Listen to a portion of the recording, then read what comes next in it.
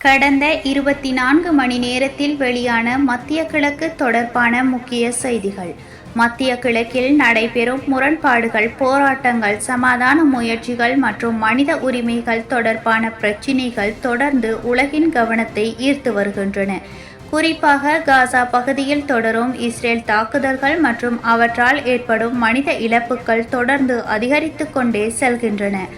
Al Jazeera வழங்கிய செய்திகளை அடிப்படையாக கொண்டு இந்த செய்தி தொகுப்பை உங்களுக்கு வழங்குகின்றோம்.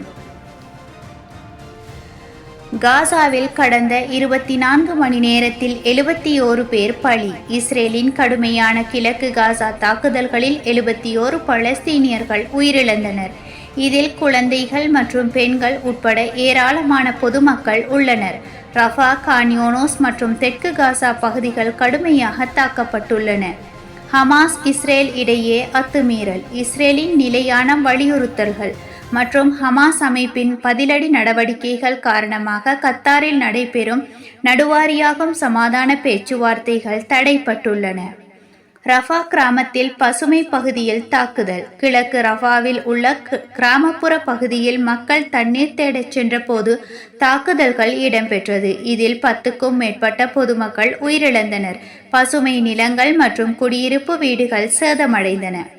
யூத குடியேற்ற திட்டங்கள் மீண்டும் தீவிரம். மேற்கு கரை பகுதியில் இஸ்ரேலிய அரசு புதிய யூத குடியேற்றங்களை விரிவுபடுத்தும் திட்டங்களை அறிவித்துள்ளது.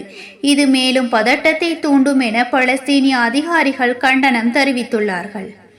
ஐநா எச்சரிக்கை, காசா வாழ இயலாத நிலைக்கு மாறுகின்றது. ஐக்கிய நாடுகள் மனித உரிமைகள் பேரவையின் அறிக்கையில் காசா பகுதியில் மருத்துவ வசதிகள், நீர், மின்சாரம், உணவு போன்ற அடிப்படை தேவைகள் இல்லாமல் மக்கள் மிக மோசமான சூழ்நிலையில் வாழ்கின்றார்கள் என்று எச்சரிக்கப்பட்டுள்ளது.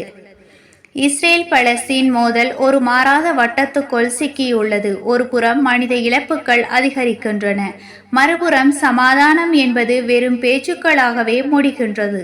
இந்த நிலைமைக்கு மத்திய கிழக்கு மட்டுமல்லாமல் உலகமும் முற்றுப்புள்ளி வைக்க வேண்டிய நேரம் இது. ஒரு குழந்தையின் அழுகை, ஒரு தாயின் தேடல், ஒரு குடும்பத்தின் அழிவு, இவை எதுவும் அரசியல் லாபத்திற்கு அடிப்படையல்ல. நாம் பார்க்க வேண்டியது உண்மை நிலைமை, நாம் கேட்க வேண்டியது நியாயம்.